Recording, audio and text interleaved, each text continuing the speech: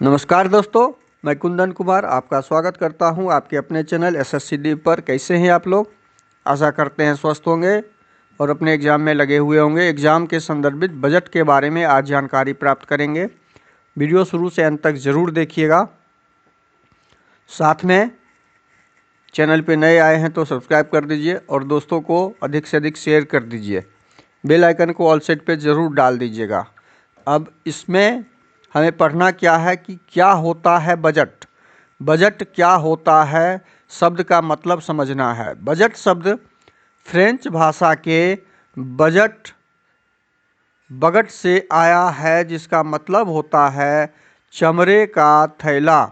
चमड़े के थैले को बजट के रूप में प्रयोग किया जाता है। संविधान के अनुच्छेद 112 के अनुसार आम बजट एक वित्त वर्ष में सरकार की आय व्यय का लेखा जोखा होता है। ये क्या होता है? संविधान में अनुच्छेद 112 है, जिसके अनुसार आम बजट एक वित्त वर्ष में, एक साल में, पूरे एक वित्त वर्ष जो अपना होता है 1 अप्रैल से अगले 31 मार्च तक भारत का वित्त वर्ष होता है।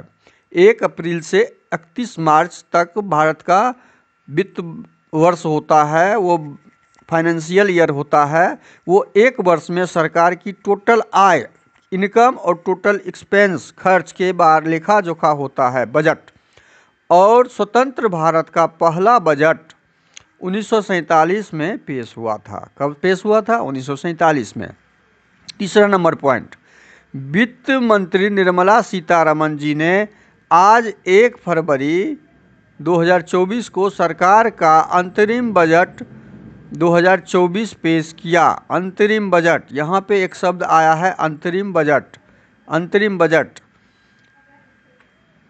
क्या होता है? अंतरिम बजट ये समझना है क्या होता है अंतरिम बजट। अंतरिम बजट का मतलब होता है अंतरिम बजट चुनावी वर्ष में, जब जिस वर्ष चुनाव होता है उस वर्ष को अंतरिम बजट लाया जाता है। उस वर्ष में नई सरकार चुने जाने तक थोड़े समय के लिए सरकारी खर्चों और राजस्व ब्यौरा होता है। सरकारी खर्चों अर्थात यह पूर्ण बजट के आने तक के लिए एक अस्थायी प्रावधान होता है अंतरिम बजट। अंतरिम बजट जिसको बोलते हैं, यह क्या होता है समझ में आ गया। अब अगला आते हैं पॉइंट पे। अगला पॉइंट करने से पहले ये MCQ प्रश्न आपके सामने में है। अंतरिम बजट 2024 किसके द्वारा पेश किया गया है? यह निर्मला सीतारमण जी के द्वारा पेश किया गया, जो हमारे फाइनेंस मंत्री हैं, वित्त मंत्री, महिला वित्त मंत्री हैं। अब इस पॉइंट में और आगे हम देखेंगे वित्त बजट में कि वित्त मंत्री सीतारमण जी का कहना है कि सरकार 2047 तक भारत को विकसित भारत यानी विकसित राष्ट्र बनाने के लिए काम कर रही है। पहला पॉइंट उन्होंने क्या कहा। दूसरा समझिए, प्रधानमंत्री गरीब कल्याण योजना के तहत 80 करोड़ गरीब परिवारों को मुफ्त राशन पहुंचाया। इस योजना के तहत BPL कार्ड वाले परिवारों को हर महीने प्रति व्यक्ति 4 किलोग्राम गेहूं और 1 किलोग्राम चावल मुफ्त दिया जाता है। वित्त मंत्री ने कहा, सरकार सर्वसमावेशी विकास के दृष्टिकोण के साथ काम कर रही है। तीसरा पॉइंट इसका देखिए, इस पेज का, सरकार 4 प्रमुख समूह गरीबों, महिलाओं, युवाओं और किसानों पर ध्यान केंद्रित कर रही है। और वित्त मंत्री का कहना है कि सरकार ने 10 वर्षों में 25 करोड़ लोगों को बहुआयामी गरीबी से ऊपर उठाया गया है। अब अगला पॉइंट पे आते हैं, PM स्वनिधि। अगला पॉइंट, PM स्वनिधि ने 78 लाख स्ट्रीट वेंडरों को ऋण प्रदान किया है। उन्होंने कहा है कि 2.3 लाख स्ट्रीट वेंडरों को तीसरी बार ऋण मिला।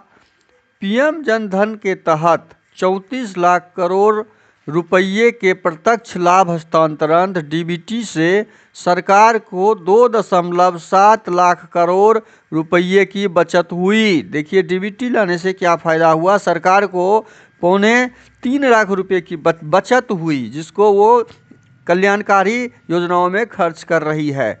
अगला पॉइंट समझिए,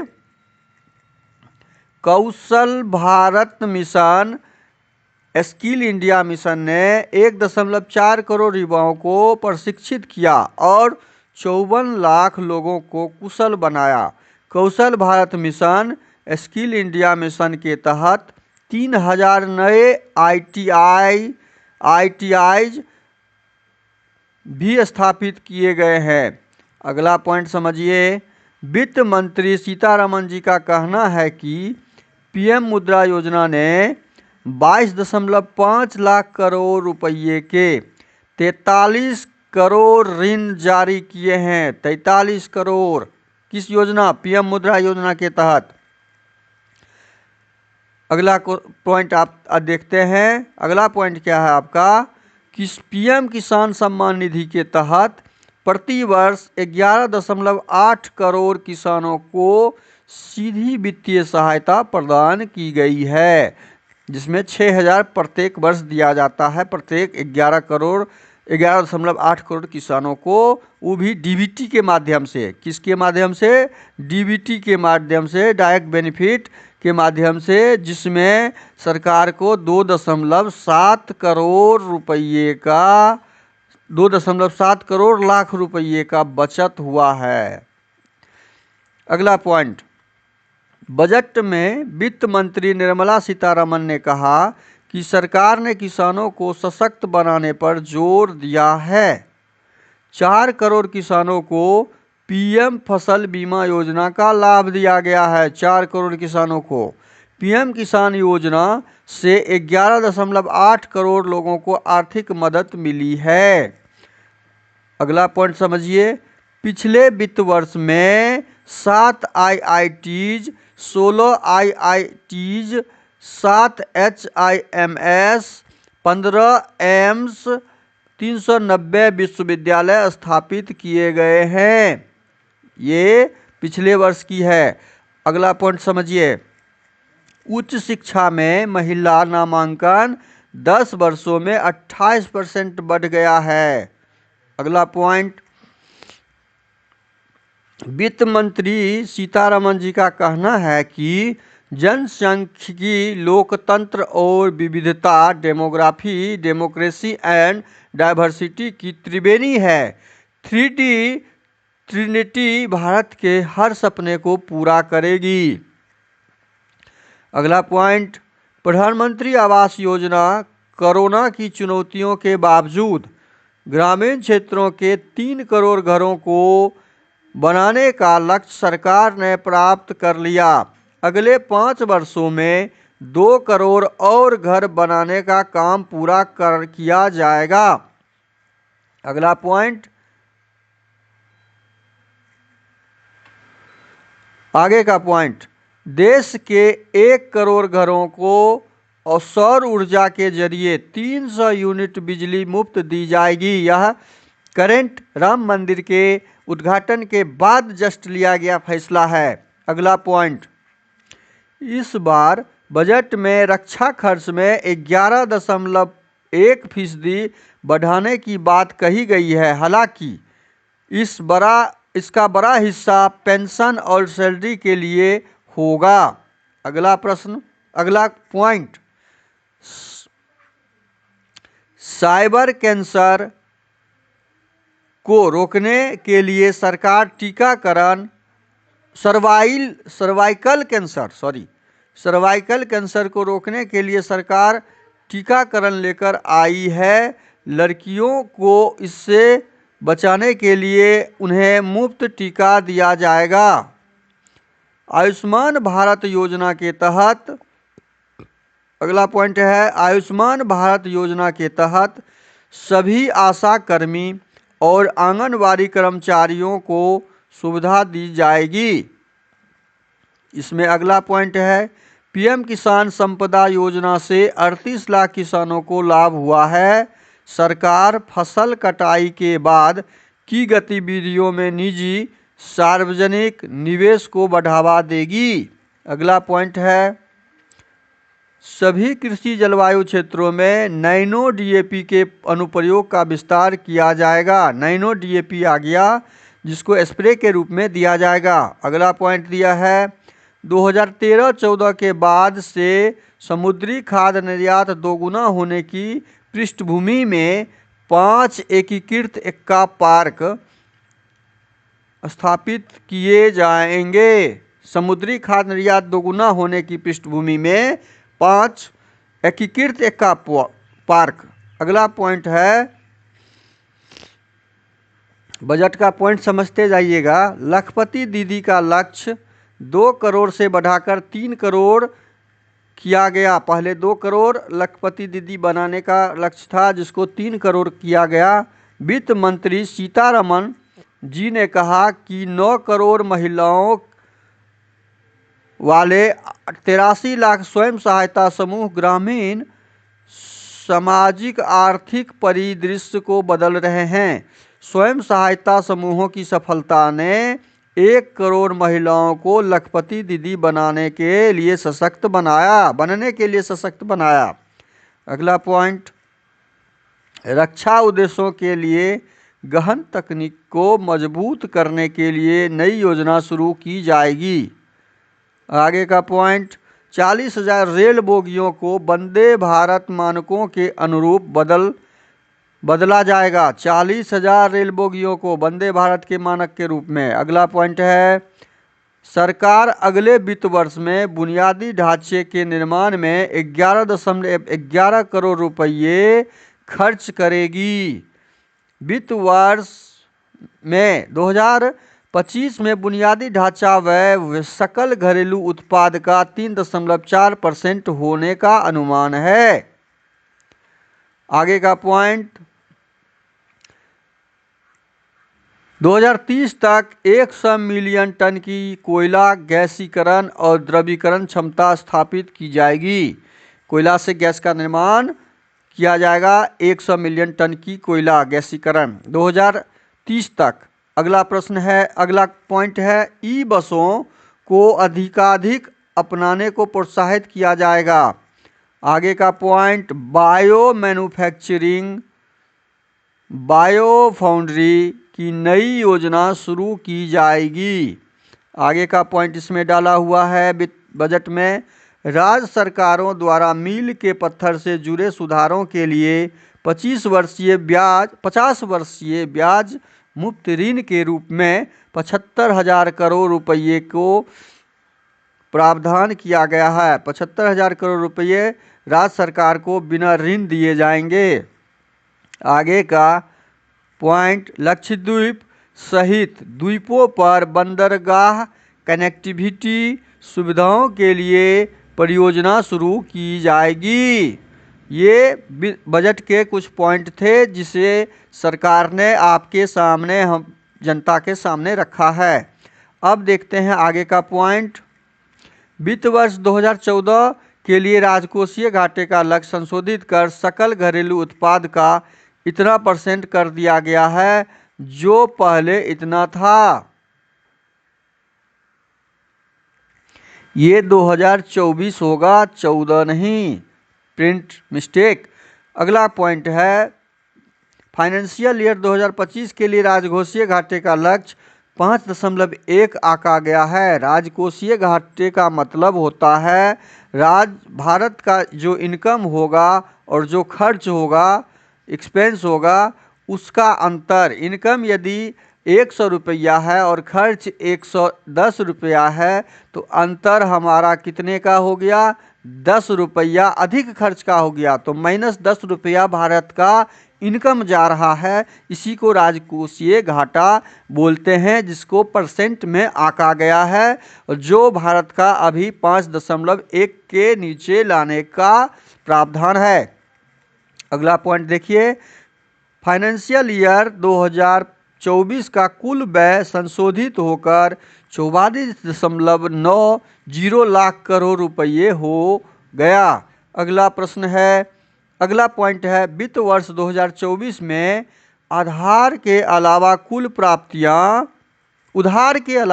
प्राप्तियां 27.56 लाख करोड़ रुपये हैं।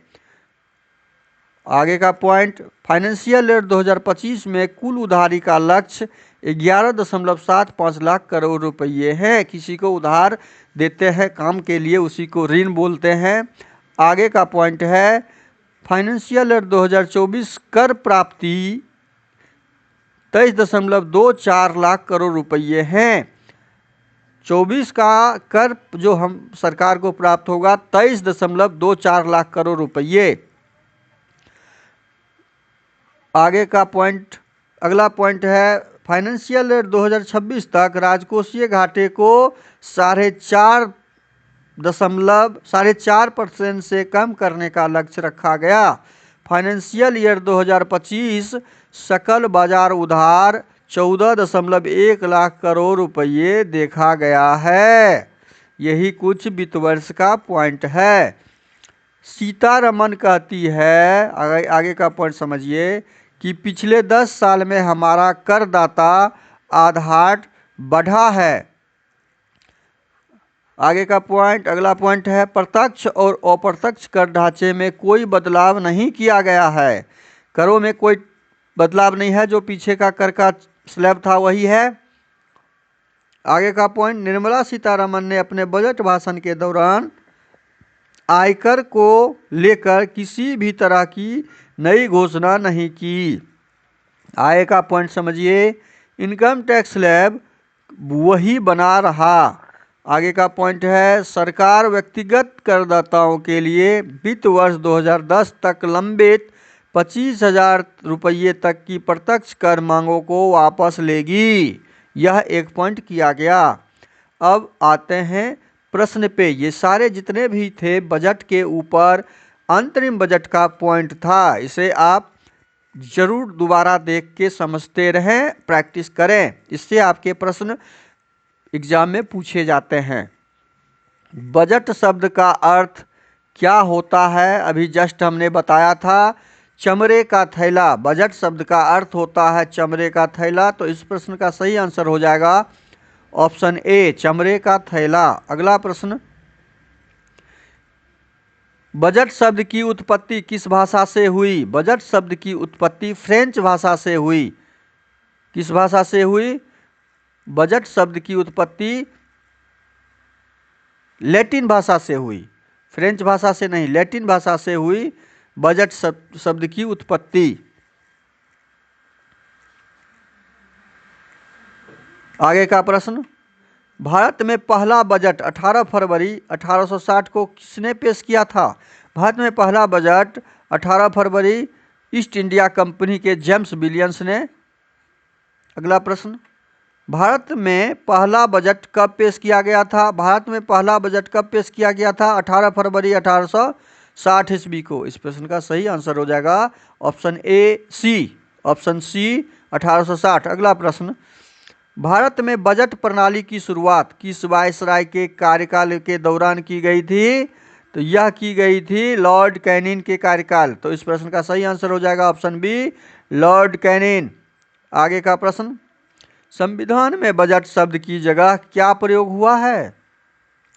संविधान में बजट शब्द की जगह एनुअल फाइनेंशियल स्टेटमेंट और वार्षिकीय वित्तीय विवरण का प्रयोग हुआ है। इस प्रश्न का सही आंसर हो जाएगा ऑप्शन सी। आगे का प्रश्न, क्वेश्चन नंबर 8, वार्षिक वित्तीय विवरण का प्रावधान भारतीय संविधान के किस अनुच्छेद में है? यह अनुच्छेद 112 में दिया हुआ है। तो इस प्रश्न का सही आंसर ऑप्शन सी हो जाएगा। प्रश्न संख्या 9, किस वर्ष सर विलियम एकवर्थ की अध्यक्षता में ईस्ट इंडिया रेलवे कमेटी एकवर्थ समिति की सिफारिशों पर सामान्य सरकारी वित्त से रेलवे वित्त को अलग कर दिया गया? यह रेलवे वित्त कब अलग किया गया? 1924 ईस्वी में, सामान्य वित्त से। अगला प्रश्न है क्वेश्चन नंबर 10, भारत का केंद्रीय बजट और रेल बजट किस वर्ष में विलय किया गया था और इसको मिलाया कब गया? यह 2017 ईस्वी में मिलाया गया, दोनों को एक जगह किया गया। तो इस प्रश्न का सही आंसर ऑप्शन सी 2017 हो जाएगा। आगे का प्रश्न, कौन सा मंत्रालय बजट तैयार करता है? यह वित्त मंत्रालय करता है। इस प्रश्न का सही आंसर ऑप्शन बी हो जाएगा, वित्त मंत्रालय। अगला प्रश्न क्वेश्चन नंबर 12, स्वतंत्र भारत का पहला बजट किसने पेश किया था? स्वतंत्र भारत का पहला बजट आर.के. शनमुखम चेट्टी ने पेश किया था। तो इस प्रश्न का सही आंसर हो जाएगा ऑप्शन ए। आगे का प्रश्न क्वेश्चन नंबर 13, स्वतंत्र भारत का पहला बजट आर.के. शनमुख चेट्टी ने कब पेश किया था या कब पेश हुआ था? यह 26 नवंबर 1947 को पेश हुआ था। तो इस प्रश्न का सही आंसर हो जाएगा ऑप्शन सी 26 नवंबर 1947। आगे का प्रश्न क्वेश्चन नंबर 14, निम्नलिखित में से कौन सा बजट भारत का पहला पेपरलेस बजट प्रस्तुत है? यह बजट 2021-22 है। तो इस प्रश्न का सही आंसर हो जाएगा ऑप्शन सी 2021-22 का बजट। आगे का प्रश्न क्वेश्चन नंबर 15, संसद में कितनी बार पेपरलेस बजट को पेश किया गया है? 4 बार। इस बार लेके 4 बार। इस प्रश्न का सही आंसर हो जाएगा ऑप्शन डी। आगे का प्रश्न क्वेश्चन नंबर 16, भारत की पहली पूर्णकालीन महिला वित्त मंत्री कौन है? पहली पूर्णकालीन महिला वित्त मंत्री निर्मला सीतारमण है।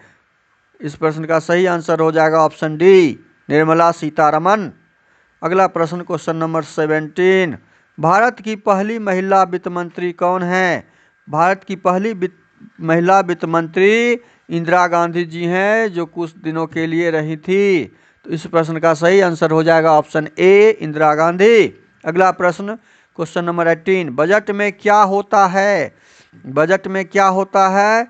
बजट में होता है सरकारी आमदनी की और प्रस्तावित योजनाओं पर होने वाले खर्च का विवरण, ये भी होता है। सरकार की कमाई और खर्च का ब्यौरा, ये भी होता है।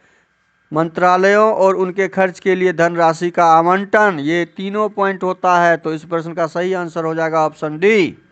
आगे का प्रश्न क्वेश्चन नंबर 19, लगातार 6वीं बार बजट पेश करने वाली पहली महिला वित्त मंत्री कौन बनी है? यह निर्मला सीतारमण बनी है। और पुरुष में कौन है? मोरारजी देसाई। अगला प्रश्न है क्वेश्चन नंबर 20, भारत में निम्न में से कौन सा बजट का प्रकार नहीं है? कौन सा बजट का प्रकार नहीं है? आरक्षित बजट का प्रकार नहीं है। आगे का प्रश्न 21, भारत में शून्य बेस बजट का प्रयोग पहली बार किस वर्ष से किया गया था? यह किया गया था 1987 से। इस प्रश्न का सही आंसर हो जाएगा ऑप्शन सी। अगला प्रश्न क्वेश्चन नंबर 22, किसने भारत में सबसे लंबा बजट भाषण दिया? सबसे लंबा बजट भाषण देने का रिकॉर्ड निर्मला सीतारमण जी के पास है और सबसे कम भाषण देने का भी रिकॉर्ड निर्मला सीतारमण जी के पास ही है। अगला प्रश्न क्वेश्चन नंबर 23, भारत के कितने प्रधानमंत्री ने प्रधानमंत्री रहते हुए बजट पेश किया है? इस प्रश्न का सही आंसर हो जाएगा 2 से 3, ऑप्शन बी। आगे का प्रश्न, ये तीन प्रधानमंत्री थे जिनका नाम है जवाहरलाल नेहरू, राजीव गांधी और इंदिरा गांधी। आगे का प्रश्न है क्वेश्चन नंबर 24, गणतंत्र भारत का पहला बजट किसने पेश किया था? गणतंत्र भारत का पहला बजट जॉन मथाई ने पेश किया था। इस प्रश्न का सही आंसर ऑप्शन ए हो जाएगा, जॉन मथाई। अगला प्रश्न क्वेश्चन नंबर 25, गणतंत्र भारत का पहला बजट कब पेश किया गया था? यह पेश किया गया था 28 फरवरी 1950 ईस्वी को। इस प्रश्न का सही आंसर ऑप्शन बी हो जाएगा, 28 फरवरी 1950। क्वेश्चन नंबर 26, सबसे अधिक बार बजट पेश करने का रिकॉर्ड किस नेता के पास है? यह है मोरारजी देसाई जो थे। मोरारजी देसाई 10 बार उन्होंने पेश किया था। तो इस प्रश्न का सही आंसर हो जाएगा ऑप्शन ए, 10 बार बजट लाए थे। 10 बार, 10 साल लगातार नहीं, 10 बार टोटल। आय का प्रश्न, क्वेश्चन नंबर 27, 2017 से पहले बजट किस तिथि को पेश किया जाता था? 2017 से पहले बजट फरवरी के अंत में पेश किया जाता था, फरवरी के अंत में। तो इस प्रश्न का सही आंसर हो जाएगा ऑप्शन बी। आगे का प्रश्न है 28 नंबर, 2017 के बाद बजट किस तिथि को पेश किया जाने लगा? वह 1 फरवरी को पेश होने लगा। तो इस प्रश्न का सही आंसर ऑप्शन ए हो जाएगा। आगे का प्रश्न है 29 नंबर, अंतरिम बजट को क्या कहा जाता है? अंतरिम बजट को मिनी बजट नहीं कहा जाता, वोट ऑन अकाउंट नहीं कहा जाता, ये तो नहीं कहा जाएगा, इनमें से कोई नहीं। अंतरिम बजट को भारत का मुख्य बजट से पहले तक का खर्च का ब्यौरा कहा जाता है। अब आज के लिए आपका प्रश्न है जिसको आपको कमेंट बॉक्स में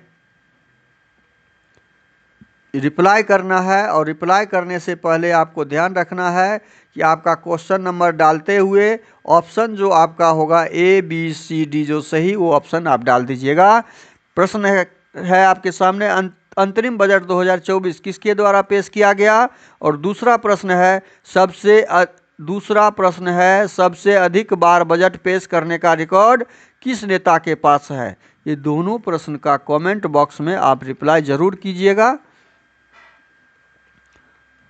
और आपने इस एक्सरसाइज से कितना चीज़ सीखा, ये आपके इस रिप्लाई से समझ में आ जाएगा कि आपने इस एक्सरसाइज को अधिक से अधिक सीखा और प्रैक्टिस किया है।